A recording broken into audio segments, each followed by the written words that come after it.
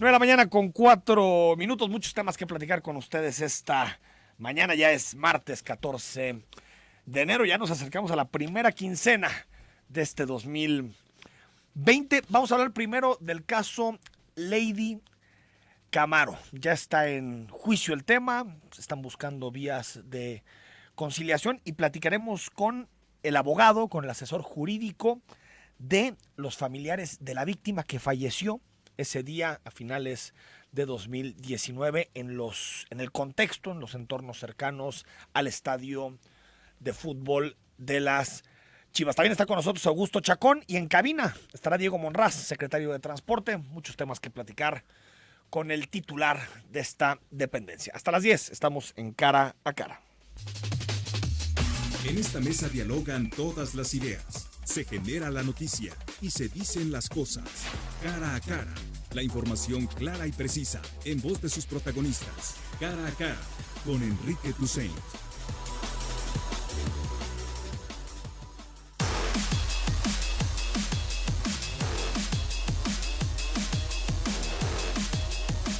Nueve de la mañana con 5 minutos, Augusto Chacón. Ahora en martes y en el futuro también seguirás viniendo los martes. Ahora cambiamos a martes, sí. Encantado de estar aquí, Enrique. Buenos días. Es que te comían las ansias por venir, entonces dijiste mejor martes antes que miércoles. Lo más temprano que se pueda en la semana. Hoy se reúnen el presidente y el gobernador. Bueno, Sí, con 31 gobernadores. Y los gobernadores, sí. Creo que falta uno, que no va a haber. ¿Habrá acuerdo sobre el tema del INSABI? Yo creo que tiene que haber acuerdo. Digo, nadie puede estar en contra de la seguridad de la salud universal. Nadie puede estar. Bueno, eso es como lo implementas, ¿no? Pues, ese es el debate. ¿Cuál es la gradualidad y con Sí. quién cuentas? Porque parecería que el presidente de repente desestima la asociación que puede hacer con municipios y estados y se va por la libre y quienes tienen que cargar con la operación cotidiana, quienes tienen un territorio y habitantes concretos a quienes gobernar, son los presidentes municipales y los gobernantes y los gobernadores. Yo espero que lleguen a un buen acuerdo, que se marque la gradualidad, que las reglas de operación del INSABI corrija todos los defectos que tuvo el Seguro Popular, que no tuvo pocos, particularmente corrupción, y que la gente pueda tener la certeza de que pueda acercarse y que no va a haber esas catástrofes, como se dice, con una enfermedad de 10,000 pesos. Sí, ayer tuvimos posibilidad en televisión de platicar con pacientes afuera del hospital civil, afuera del hospitalito, ya están pagando medicinas. Sí, pues. O sea, eso ya es una afectación real. No, Ya no es grilla. No. No es que si el gobernador y el presidente se llevan mal, que si 8 gobernadores panistas. Afectaciones directas a la población. Y el hecho de que pagues tus medicinas puede significar 20, 25 o hasta 30% de tu salario mensual. Por supuesto. Y si no tienes una hablemos, persona enferma. de una intervención mucho más grande. Y algo que seguramente al presidente se le escapa es que, por ejemplo, los hospitales que hay en el área metropolitana de Guadalajara no solo atienden a los habitantes de Jalisco, son regionales. Así que no se puede negar el servicio de salud, sin duda, pero también hay que ser realistas con qué se pagan esos servicios de salud. Bueno, ¿tú te acuerdas del caso Lady Camaro? Claro. Augusto, una joven conductora estaba jugando a rancones, está siendo investigada por la muerte de un hombre y las lesiones a otras 5 personas jugando a rancones irresponsablemente en Zapopan. Y bueno, ha habido denuncias de que podría estar siendo favorecida por la fiscalía, por un juez de control. Esto está acusando la familia. Se trata de los parientes de Gerardo, quienes difundieron desde el domingo por la tarde un mensaje en redes sociales en donde hacen constatar esto, texto en el que dicen que no han llegado a ningún arreglo económico, como se especulaba. Y tengo en línea telefónica al abogado, a Joaquín Chamán MacGregor. Él es asesor jurídico de los familiares de la víctima que falleció. Abogado, buenos días. ¿Qué tal, Enrique? Buenos días. A ver, platícanos un poco en qué momento jurídico está el proceso de los familiares y también las acusaciones contra Lady Camaro. Mira, en este momento la Fiscalía solicitó audiencia a un juez de control para imputar los hechos que considera constitutivos de un delito en contra de la responsable, la señorita Keila. ¿Sí? Keila. Al día de hoy ya nos fijaron fecha para esa audiencia de imputación, que es para el día de mañana a las 11 de la mañana, y en esa audiencia asistirá, la Fiscalía, obviamente, su servidor representando a la familia de la víctima fallecida, y también, pues ahora sí que los asesores jurídicos o las víctimas que consideren pertinente asistir. ¿Qué delito se le puede imputar? Estamos. ¿Qué delito se le puede imputar, abogado? Se le puede imputar el delito de homicidio culposo a título de culpa grave, porque existe un agravante, es decir, no es un homicidio culposo simple, vamos a ponerlo así. ¿El agravante es el alcohol? No, el agravante es el exceder en 30 kilómetros el límite de velocidad de la zona, que en este caso estaba por 50 kilómetros y el dictamen nos señala cerca de los 100 kilómetros por hora, es decir, iba aproximadamente a 50 kilómetros por hora más de lo señalado en la zona. Ese es un agravante y me resulta muy atinado que señales el tema del alcohol, sí, porque este caso, en una de sus particularidades que lo rodea, es que la imputada huye del lugar de los hechos. sí. Eso ocasiona que precisamente no se le pueda realizar prueba de alcoholemia y toxicológicos, que podrían ser otra agravante. Entonces, esa circunstancia resulta de gran trascendencia porque se traduce en una obstaculización del procedimiento para efectos legales y obviamente desde el punto de ética moral, pues que no se hace responsable en el momento preciso. ¿Huir no es agravante? Ocurridos. ¿Huir del lugar no de es los hechos agravante. sí es también? No es agravante, No es en agravante. nuestro estado. Hay muchas legislaciones estatales que así lo prevén, inclusive hay legislaciones estatales que prevén como delito adicional, no solo como agravante, sino como un delito adicional, el huir y negar el auxilio a las víctimas, pero en este caso la legislación del Estado de Jalisco no lo es. Entonces va a tener trascendencia más al hecho de cargas procesales, vamos a ponerlo así, que se le puedan imponer a la imputada por esa situación, pero no como un agravante. ¿Ustedes, abogados, están pidiendo prisión preventiva para Keila? Por lo pronto, estamos poniéndonos de acuerdo con la Fiscalía en ese aspecto. ¿Sí? Creemos que hay elementos, sí creemos, nosotros estamos convencidos que hay elementos. Sin embargo, hay que decirlo, la prisión preventiva es a solicitud específica del Ministerio Público. Es decir, nosotros como víctimas no podemos pedirla jurídicamente. O sea, ustedes hablando. creen que amerita, pero quien tiene que hacerlo es el Ministerio Público, la Fiscalía. Correcto. Es correcto. Ahora, abogado, se ha especulado mucho de un arreglo económico entre los familiares de Gerardo y la conocida como Lady Camaro y su familia. ¿Hay arreglo económico? No hay arreglo económico, sí. Lamentablemente, pues transitó esa versión en algunos medios de comunicación la semana pasada. Entendemos que, quiero pensar que así fue, anteriormente la familia de Gerardo tenía otros representantes, existieron pláticas y creo que indebidamente se asumió que se había llegado a un arreglo.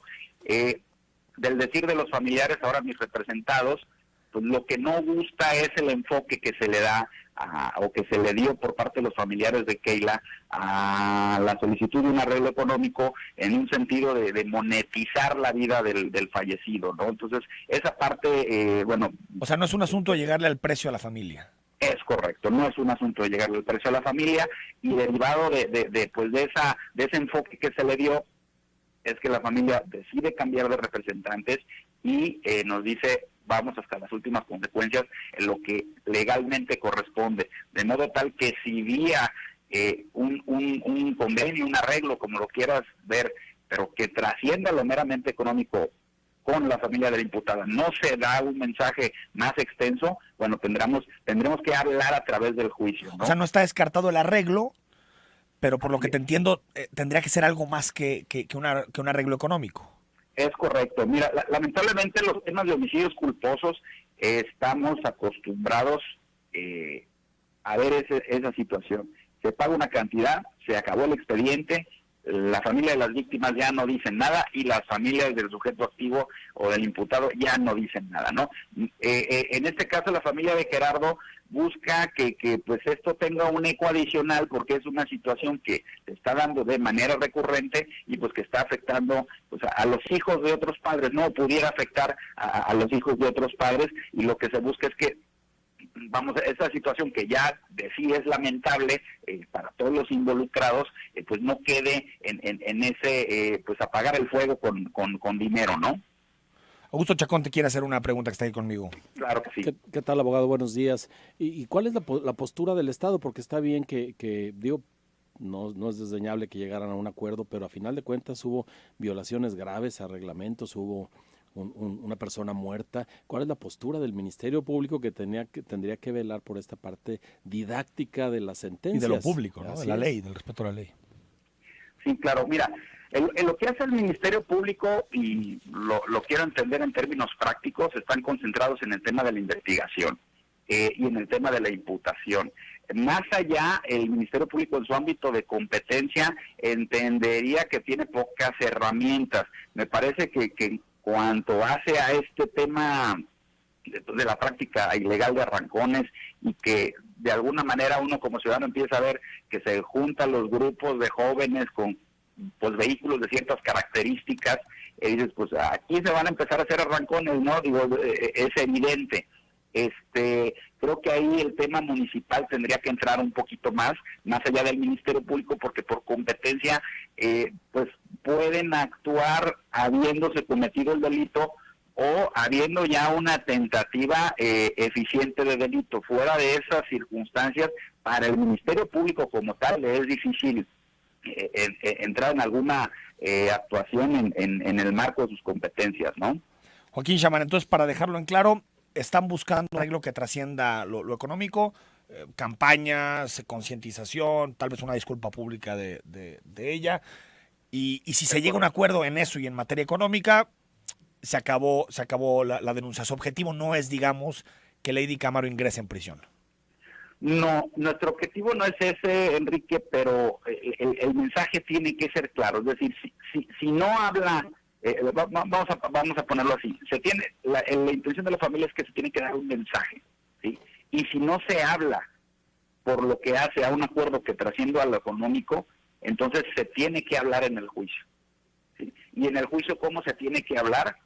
Imponiendo las consecuencias jurídicas que en el marco de la ley resulten, pero las más graves. Estamos muy acostumbrados a las fianzas sales y estamos muy acostumbrados a se va por penalidades mínimas, se conmuta la pena, pagas reparación del daño y sales, ¿no? Entonces, en el marco de la ley, al juez se le da un criterio muy amplio para decidir entre rangos mínimos de cargas procesales y rangos mínimos de pena. ¿Aquí cuánto estamos hablando del rango? Estamos hablando de 3 a 10 años. O sea, 3 años, el más bajo, 10 años el más alto. Entonces te pongo un ejemplo, Enrique, nada más para que tu audiencia y me capte el comentario. Si le impusieran 3 años, 3 meses, ella alcanzaría un beneficio de conmutación de pena, garantiza la reparación del daño y no va a cárcel ni un día, ¿sí? Ahí se queda el asunto. Pero si le ponen una pena arriba de los 4 años, 5, 6, 7, 8, 9, ya no alcanza ningún tipo de beneficio, ¿sí? Pues tendría que ingresar en prisión. Tendría que ingresar en prisión a cumplir la condena. Entonces la pregunta es, con esa sentencia, que ambas están en el marco de la ley, pero ¿qué mensaje estás enviando? ¿Sí? Eso ya le toca. El mensaje, no importa, voy por la mínima, conmuto, pago multa y vámonos, ¿no? O cuidado con pues vamos a realizar hay que tener más cuidado en el tipo de actividades que realizamos día a día. ¿Por qué? Porque la consecuencia puede ser ya de otra naturaleza, ¿no? Más cuando se celebra bajo estas circunstancias, que es el tema de los arrancones, que huye del lugar de los hechos, dificulta la investigación y, bueno, todo lo que engloba al hecho en sí, ¿no? Abogado Joaquín Chamán, gracias por estos minutos. Gracias, Enrique. Buenos días. Pues otro caso emblemático, ¿no? Emblemático, y sí, la resolución tendrá que ver con que ese emblema tenga un servicio social intenso, porque si no hay consecuencias que conocemos como impunidad, que es una de nuestras marcas de identidad, pues ahí seguirán. A final de cuentas será un asunto de, como siempre, los abogados y la sociedad quedan las mismas con una deuda impagable porque hay un joven muerto. Y el Poder Judicial. Y el Poder Judicial. ¿Cuánto nos hemos enterado de corrupción en el Poder Judicial? ¿Cuánto? Bueno, ya hasta dejan a gente en prisión, como Horacio Servín, porque no tienen tinta. Sí, no, es increíble, increíble. O sea, de verdad, algo se tiene que hacer con el Poder Judicial. Cada que viene Ricardo Osuro muestra la mejor de las voluntades para transformar el Poder Judicial, pero es increíble. Sí, tenemos las cosas que vemos, ¿no? Tenemos que verlo en los casos concretos, tenemos que ver al Poder Judicial, justamente en esta interacción que necesitamos para decir sí hay consecuencias por tus actos, que es un poco lo que nos decía el abogado. Y eso se vuelve tremendamente trascendente en la condición de violencia en la que vivimos. Antes de empezar a platicar con Diego Monraz, ¿qué hacemos con las escuelas después de lo que sucedió en Torreón? ¿Mochilas seguras? ¿Sin mochilas?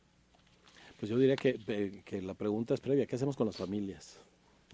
Porque hay ahí un asunto familiar.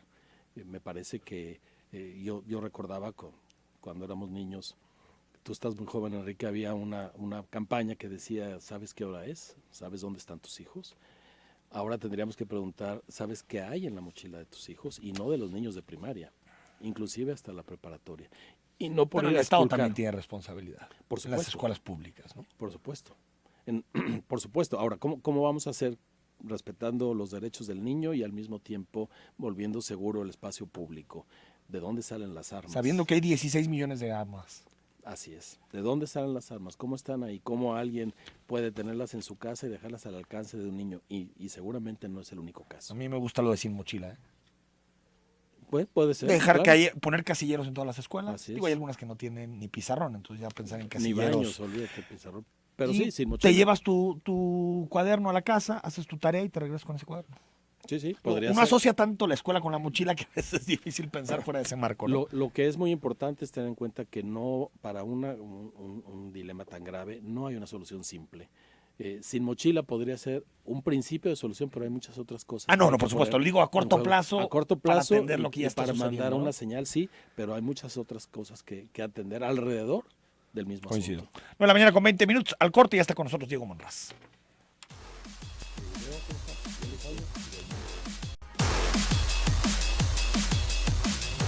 Nueve de la mañana con 22 minutos. Diego Monraz, secretario de Transporte. ¿Cómo estás? Buenos días. Muy buenos días, Enrique, a todo tu auditorio, a tu invitado especial que ya nos dimos aquí el inicio de año. Muchas gracias por la invitación, Augusto, y aquí a la orden para... Nos quedamos pendientes la última vez de hablar más tiempo sobre las plataformas, ¿recuerdas? Que Sí, tienes sí, tú sobre plataforma. Pero se han agregado muchos temas. Tienes un auditorio muy interesado en esos temas, pero sí, trataremos de ser breves y concisos. Bueno, continúa con nosotros, por supuesto, Augusto Chacón. A ver, antes de aclarar una cosa, Diego Monraz, porque Sí. está todo el tiempo presente. La Policía Vial ya no depende de la Secretaría de Transporte. Desde el inicio de esta administración, el 6 de diciembre del año pasado, la Secretaría de Seguridad Pública toma el mando policial sobre la Policía Vial. Es una reforma sobre la Ley de Seguridad Pública del Estado y por lo tanto a nosotros solamente se nos comisiona un escuadrón para seguridad y supervisión del transporte público. Son 80 elementos que en todo el Estado trabajan con una agenda preventiva que por cierto ha dado buenos resultados. Podemos iniciar con ese dato. Es el año más bajo en muertes relacionadas al transporte público en la última década. El 2019 cerramos con un 40% menos de víctimas mortales y un 60% menos de accidentes. No es un caso fortuito, tampoco echamos las campanas al vuelo, solamente nos obliga a que este año otra vez sea menor. Esa es la visión cero en términos de seguridad vial, es no permitir una sola muerte relacionada al ámbito de la seguridad vial. Viendo el desastre que es la Policía Vial, ¿fue un error mandarlo a la Secretaría de Seguridad Pública, desde tu punto de vista? Ya te había tocado a ti ser titular de Vialidad en su momento.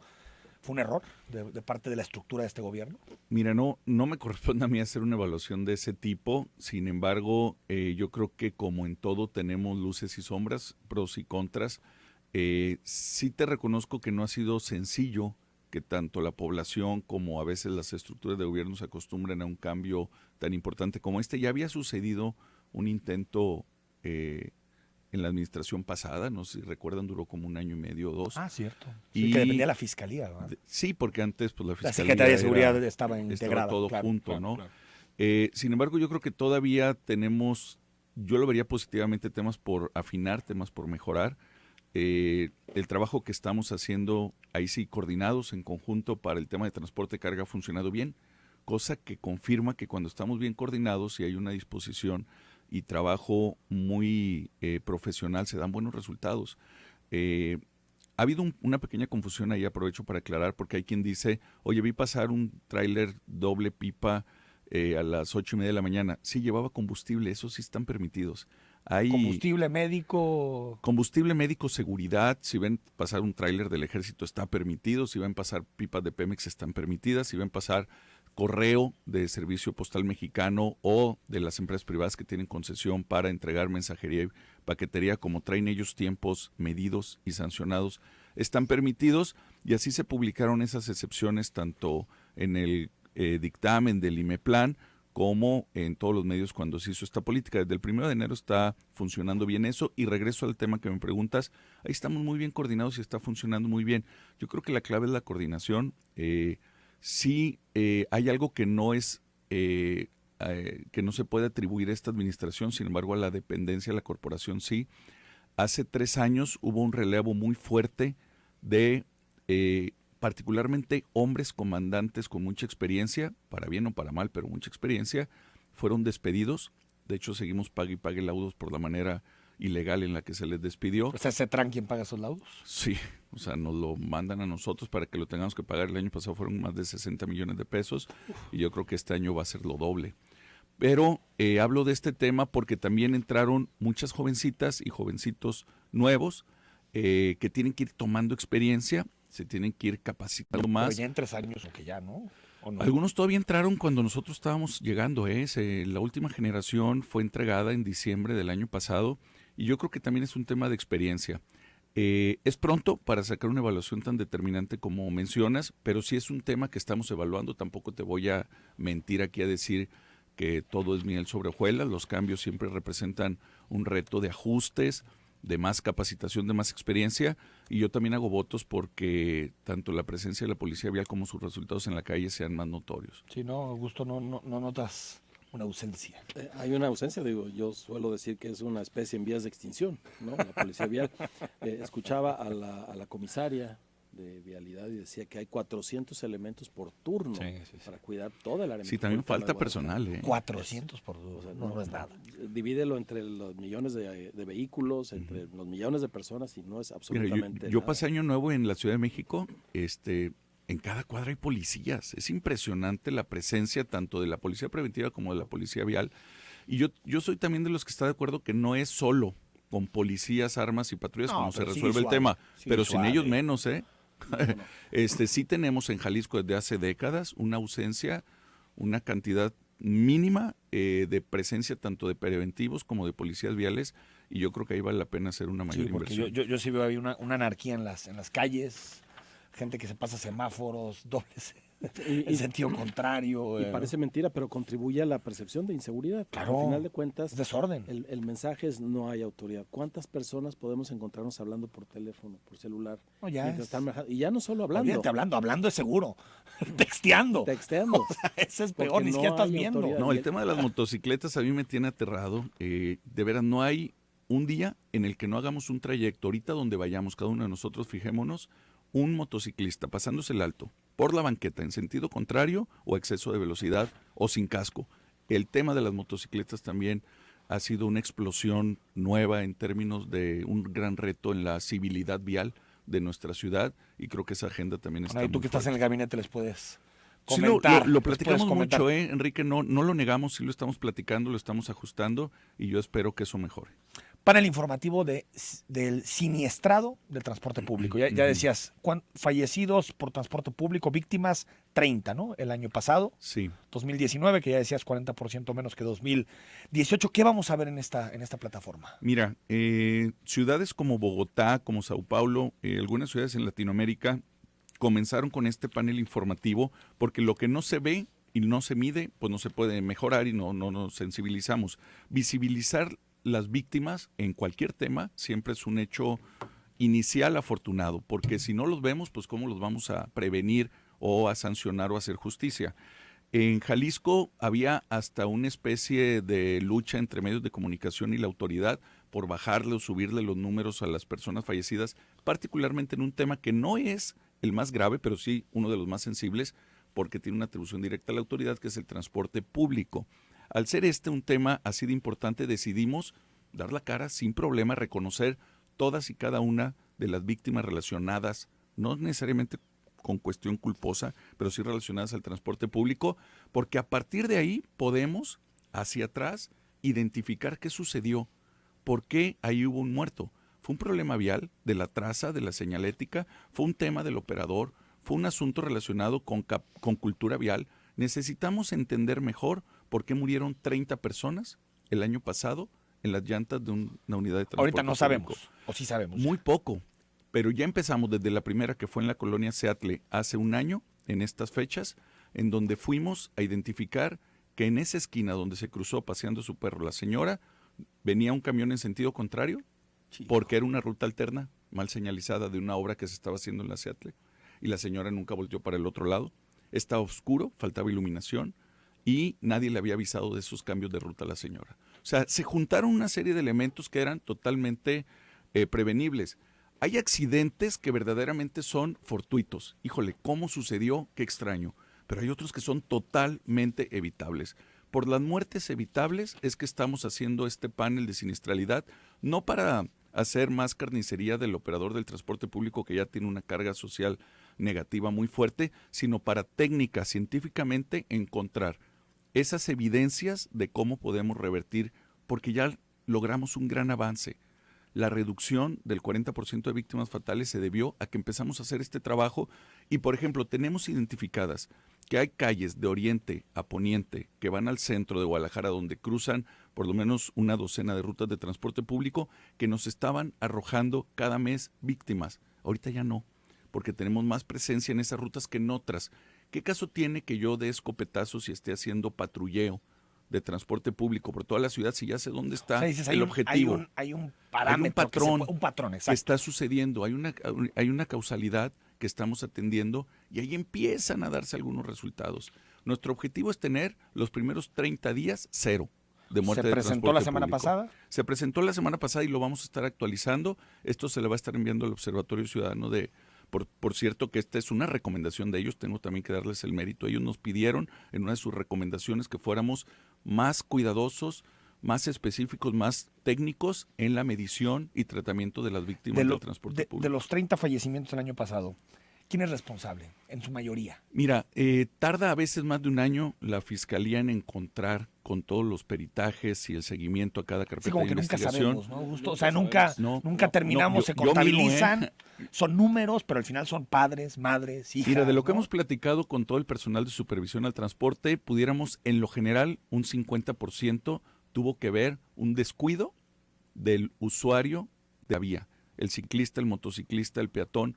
Bueno, hay muertes relacionadas al transporte público donde una moto a exceso de velocidad se le estampó por la parte trasera un camión parado, debidamente parado. Bueno, pues ahí evidentemente no fue un tema ni del camión, ni de la ruta, ni del transporte público. Fue un accidente por un descuido del motociclista.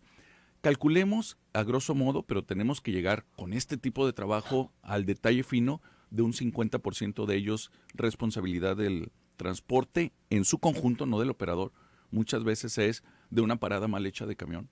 El año pasado, del sistema de transporte público, incluyendo la banqueta donde se para la persona. 50% de la persona, 50% del transportista. De la relación del transporte público, que va desde la parada, las características de seguridad de la unidad, la forma de operar del operador. Muy salomónico. Pues 50 y 50. Pues eso es lo que hemos visto durante los últimos años, pero necesitamos tener una evidencia técnica. En el panel va a decir técnica. Entonces qué pasó. Sí, es correcto. ¿Cuáles son las situaciones a cambiar? Es correcto. Todo es correcto. Este panel solamente es la fachada pública para que a partir de ahí todos tengamos la información con detalle de cada uno de los accidentes que sucedieron y sobre todo bajarlo a cero. Ese es nuestro objetivo. Cero, es posible, Augusto. Posible es, por supuesto, y no lo vamos a cumplir porque los accidentes suceden. Es decir, en un lugar donde se mueven los vehículos, se mueve la gente, va a haber accidentes. El asunto es que sean eso, que sean accidentes y que no sean mortales. Y que no los tengamos que imputar al descuido, al mal estado del camión, a una mala señalización, que Guadalajara es campeona en mala señalización de todos sentidos.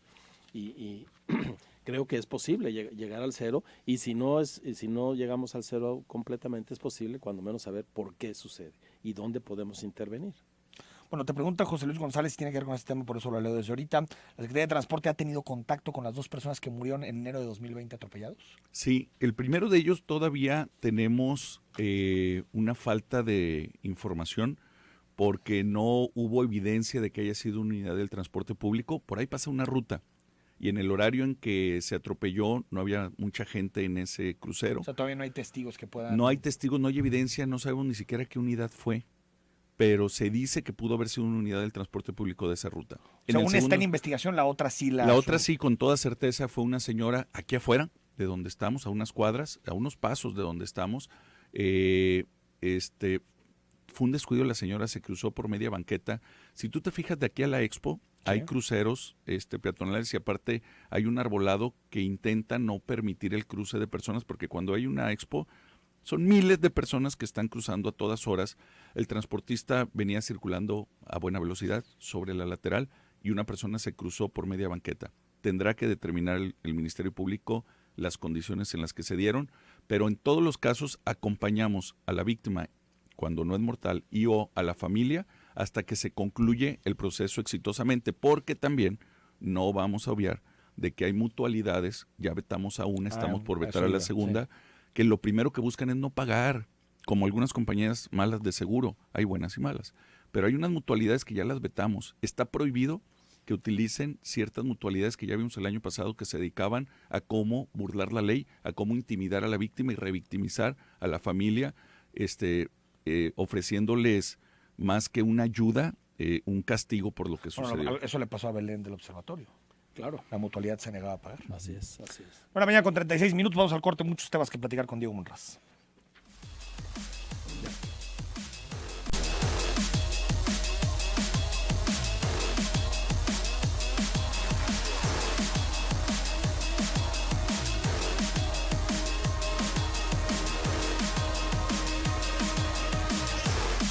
Nueva mañana con 39 minutos, nos acompaña en el análisis Augusto Chacón y en entrevista con Diego Monraz, secretario de Transporte.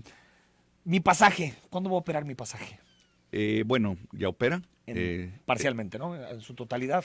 Mi pasaje te refieres A que sea aceptado en todas las unidades, a que sea universal. Ok, ya.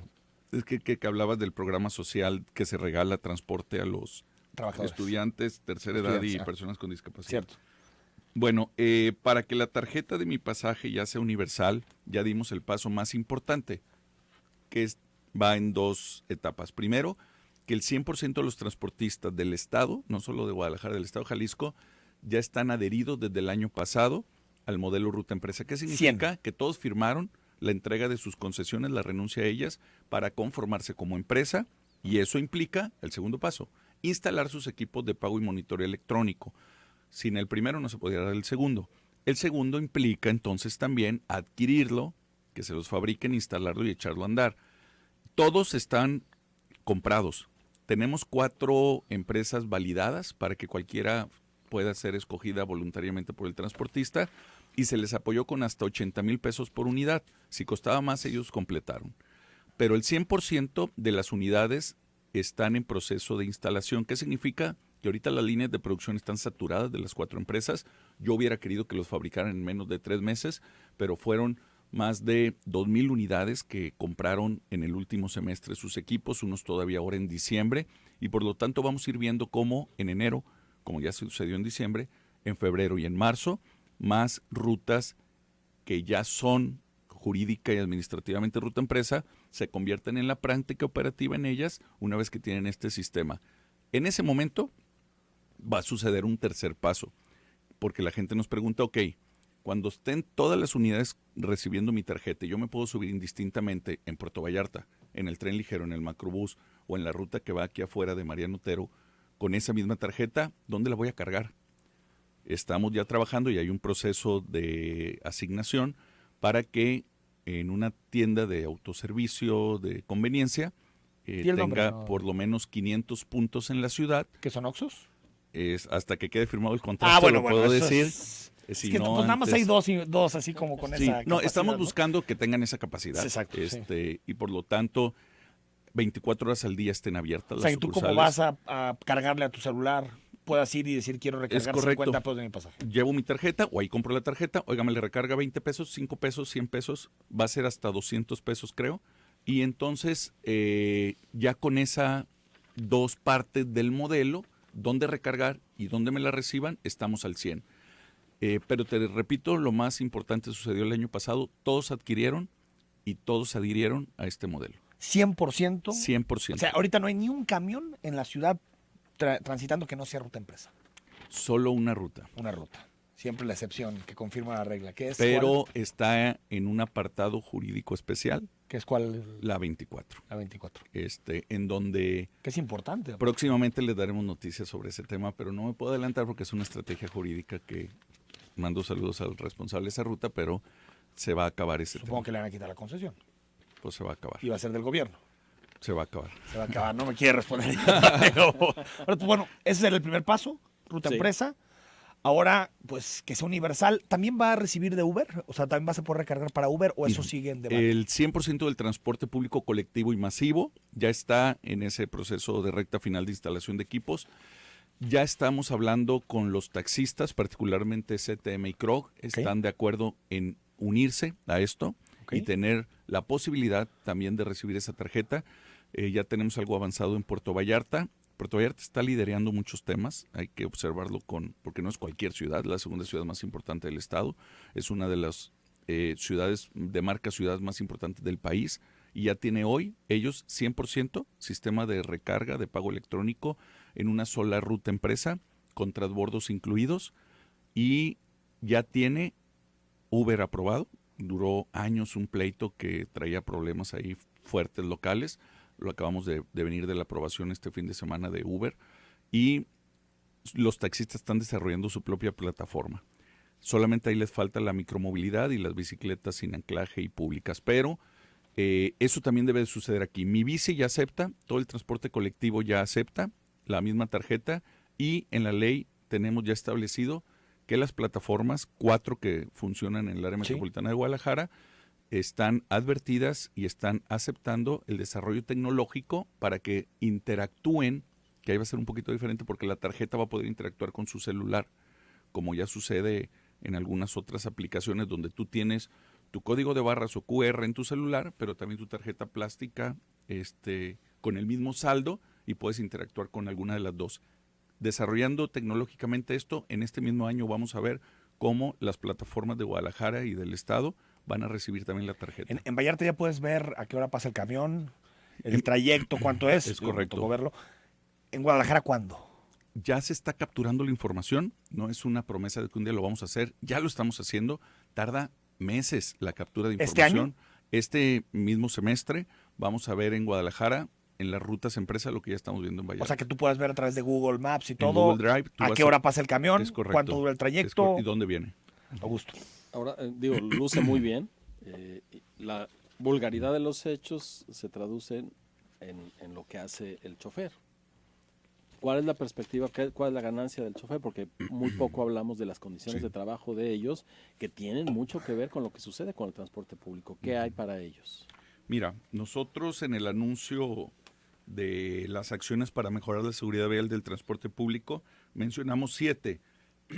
La tercera es supervisión de carga laboral del operador.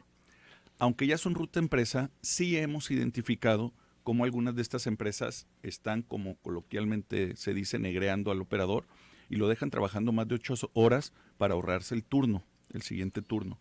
Esto es sancionable y lo hemos sancionado. En nuestra supervisión ese va a ser un tema importante, que no solamente estén bien capacitados y sensibilizados, vamos por una segunda ronda de sensibilización de los operadores de transporte público, porque a todos los que ya son ruta empresa, para que sean ruta empresa, tienen que traer su capacitación que incluye sensibilización de comportamiento con ciclistas, porque los bajamos a la bici y les echamos el camión encima. O sea, les pasamos un camión y les decimos, mira lo que se siente. Muchos han cambiado en forma de pensar cuando se ponen en los zapatos del otro. Falta que ahora hagamos eso con monopatines, que es algo nuevo. En este 2020 aparecen en la ciudad Los famosos scooters, ¿no? los scooters, monopatines eléctricos. Vienen también ya bicicletas asistidas eléctricas, que es un actor más que no va a andar por la banqueta, va a andar por la calle. Pero ahora sí va a ser el actor más vulnerable de todos, porque es el más pequeñito, el que menos se ve. Y queremos que por lo menos, de manera más importante, el transporte público, pero todos los que estamos oyendo este tema, estemos sensibles que si vamos hoy por Chapalita, que si vamos a ir al centro de Guadalajara, podemos encontrarnos adelante de nosotros un chavo con una patinetita en la que calle. no es que esté jugando, es que así se transporta. Es correcto, no le podemos pitar y decirle, súbete, no me estorbes. No, también la calle es de él y tiene derecho a usarla. Dos asuntos. Los 50 centavos del cambio Va, siguen generando una indignación. vez más, sí. No ha sido un tema sencillo, pero lo trato de explicar de la manera más entendible. Para que puedas dar cambio de monedas de 50 centavos en el volumen que se requieren de esa cantidad de usuarios, lo vemos en los centros comerciales. Imaginemos el aparato del centro comercial donde yo pago mi estacionamiento y me da cambio. Me da cambio porque tiene adentro 1 metro cúbico de volumen para almacenar monedas de diferentes denominaciones. Adentro de una unidad del transporte público no cabe y las máquinas son muy pequeñas. No podemos traer 500 monedas de 50 centavos, otras 500 de peso, otras que no cabrían. Es un tema así de simple de explicar, pero muy complicado en términos de una persona que llegue con una moneda de 10 pesos y quiere pagar y le que da el camión le cuesta 10. un sano fastidio el pagar 50. Mira, hay gente que nos ha dicho, lo hubieran dejado en 10, me da más coraje. Sí, que me lo cobren a lo chino. Que siento que me estén Es viendo la correcto. cara, ¿no? Ya Que me- yo creo que esa es la que indignación. eso es. Te Bueno. lo suben y aparte, Eso es. ¿no? De los creadores del 950 fue las alcancías que nos dan cambio. Así dejaron las normas técnicas, así empezaron a instalar el montón de máquinas de recaudo dentro de las unidades, al mismo tiempo que autorizaban el 950. Estamos ya dialogando y trabajando en el equipo del gabinete y también lo vamos a hacer en las instancias del comité de tarifas para determinar si damos un incentivo a quienes usen tarjeta y volver a calibrar la tarifa en términos de que me salga más barato usar tarjeta, más barato, no más caro, y sí más caro usar moneda. Y de esa forma evitamos los 50 centavos. Lo estamos analizando porque trae implicaciones, porque tiene que pasar. Incentivo para quien use tarjeta. Es correcto. Es que en muchos lugares del mundo, si yo hago el prepago, me cuesta más barato. ¿Más Ya barato? prepagué. Sí, tiene sentido. Es Se como va a adelantar cuando, el dinero en el tiempo. cuando compras 10 entradas al fútbol, te tiene que salir más barato que el que compra una, ¿no? Bueno, nunca pasa eso, pero sobre todo con las Chivas. En un minuto, Sí. el asunto de la señalética en el centro de Guadalajara. Sí, En particular las preferencias les va- que siempre pensamos que son de oriente a poniente, de poniente a Con oriente. Cámara de Comercio, si nos está escuchando Javier Orendain, tenemos ya emplazado una segunda mesa de trabajo, ya hubo una el año pasado, para que entre Ayuntamiento de Guadalajara, la Agencia Metropolitana de Infraestructura de Movilidad, que es la que ahora hace la señalética, semáforos y demás, la Secretaría de Transporte y la Cámara de Comercio, particularmente Centro Histórico, tengamos una sesión ya de responsabilidades para que cada quien en la señalética que hace falta para que entendamos que de oriente a poniente nadie trae preferencia, sino lo que la señalética diga. A ver si eso no genera más. Y donde está un disco de alto me tengo que parar, venga de cualquier punto cardinal a cualquier otro, pero hace falta claridad y renovación de señalética en el centro histórico, en donde suceden la mayor cantidad de accidentes viales. En el centro histórico de Es Guadalajara. correcto. Entonces, ya tenemos la cita, si mal no recuerdo, esta semana, con Cámara de Centro Histórico y Cámara de Comercio, y esperemos que se note pronto, porque aunque hacemos supervisión de operativos de transporte público más dedicados en esa zona y se ha notado en menos muertes de transporte público, falta todos los demás actores de la vialidad. Vamos al corte y leemos tus comentarios.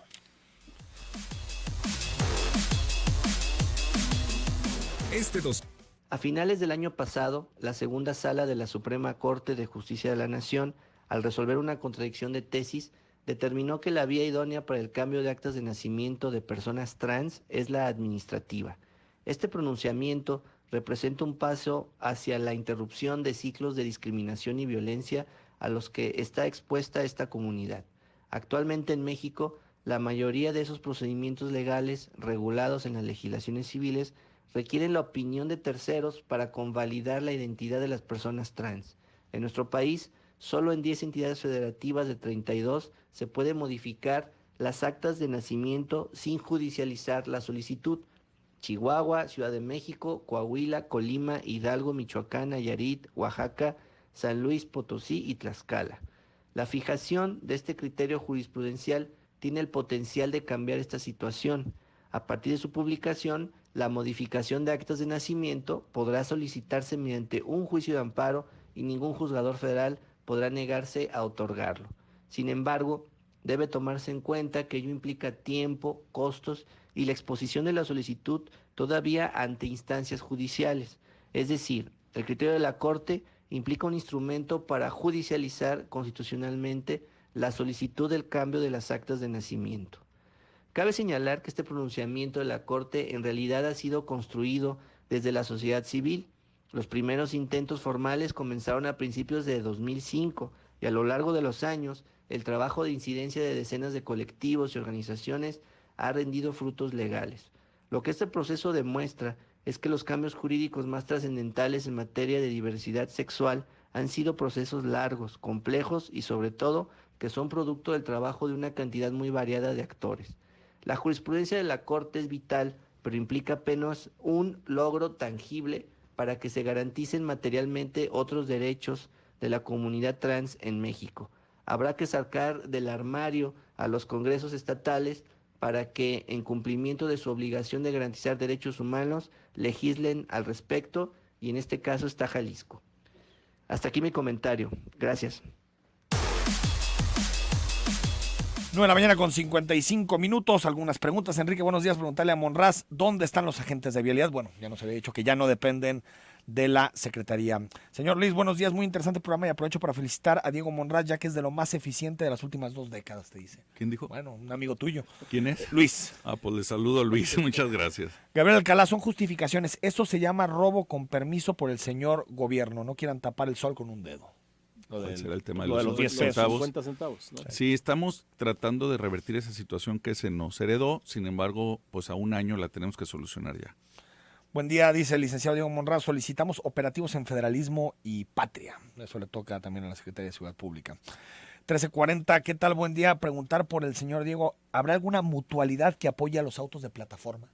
Sí, sí las hay porque para los taxistas funciona, por ejemplo, la mutualidad Minerva funciona muy bien, así como hablamos negativamente de algunas, hay otras que nunca han dejado abajo a los usuarios ni al chofer cuando hay algún accidente y la mutualidad Minerva es una de ellas. Mutualidad Minerva. Así se llama. Ajá. Álvaro Bricio nos dice, buen día, el secretario tiene razón respecto a las mutualidades que no quieren hacerse responsables. Yo soy responsable jurídico de una aseguradora debidamente registrada y hasta ahorita en ningún caso nos hemos negado a pagar o hacernos responsables. Iván Flores, que no invente 50 estados por persona por día es un dineral. Sí, desgraciadamente así quedó estipulado la tarifa y las máquinas, pero estamos trabajando ya en un nuevo planteamiento para este año. Te dice Enrique Saldívar, muy buenos días, una observación para tu invitado y rutas que en realidad no han cambiado mucho, para muestra las 646. Miren, siempre sale las 646, sí, es una denominador común. Si no tuviéramos un tan intenso trabajo en el área de supervisión al transporte público, yo cerraría los ojos y diría que todo está bien. Yo sé que las cosas no están del todo bien porque tenemos 40,000 infracciones en un año. Son la mayor cantidad de infracciones al transporte público que ha habido en la historia de Jalisco, pero por un 50%, no un 10% ni nada de eso. Estamos apretando muy duro. Los cambios no se notan de un día a otro, pero sí se notan gradualmente. Y el hecho de que tengamos menos muertes y menos accidentes en el transporte público no es un tema de percepción, es un tema de realidad. El hecho de que estén mejores capacitados los choferes también es un trabajo de tiempo, toma tiempo, pero ya se empieza a notar y yo espero que en este año, con el 100% de las unidades con el equipo de pago electrónico, que ya sin corretizas, porque todos ya se meten al modelo ruta empresa, el servicio se empieza a notar mejor. También te denuncian la 380, que llevan hasta Catre los conductores para ir a dormir. Bueno, ya eso debió de haber sido antes de que se adhirieran, fueron de los últimos que el año pasado se adhirieron, y eso va a cambiar más cuando ya sean parte del anteriormente Peribús, de mi macro periférico, porque ya van a trabajar con otro tipo de autobuses, paradas al centro, etcétera. Va caminando muy bien la obra en los tiempos establecidos y dentro de un año espero que en estas fechas estemos invitándolos al banderazo del arranque de ese nuevo sistema de transporte. Me quedan 30 segundos. Los transportistas de carga no van a pagar permiso. Ya no pagan permiso, pero es el de toda la vida. Desde hace 20 años pagaban un permiso de 127 pesos.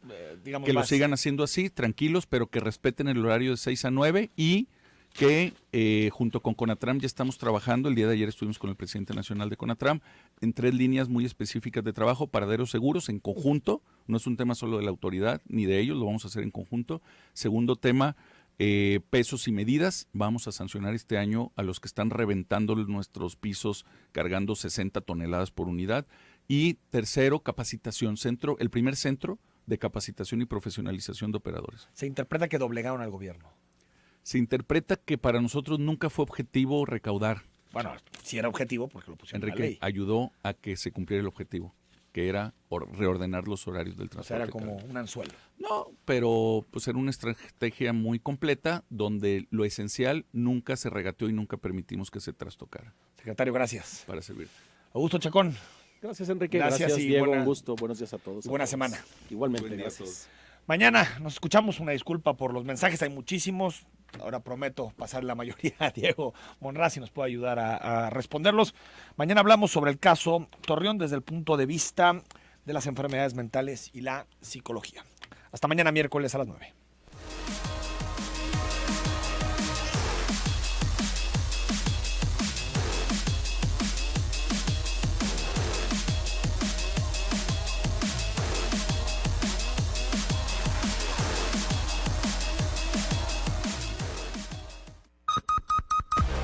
La información al momento en Canal Continental de Noticias. Familia de joven fallecido en Arrancones no busca reparación económica, señala abogado. Presidente de México se reunirá esta tarde con gobernadores. Bienvenidos, esta es la información. En entrevista con Zona 3 Noticias, Joaquín Shaman McGregor, asesor jurídico de los familiares de la víctima fallecida en el accidente causado por Arrancones el pasado 27 de diciembre, confirmó al momento no se tiene ningún acuerdo económico por este hecho. Adelantó que este miércoles a las 11 de la mañana se tendrá una nueva audiencia por este caso. La intención de la familia es que se tiene que dar un mensaje. Y si no se habla por lo que hace a un acuerdo que trasciende a lo económico, entonces se tiene que hablar en el juicio. Y en el juicio, ¿cómo se tiene que hablar? Imponiendo las consecuencias jurídicas que en el marco de la ley resulten, pero las más graves. Estamos muy acostumbrados a pagas fianzasales y estamos muy acostumbrados a se va por penalidades mínimas, se conmuta la pena, pagas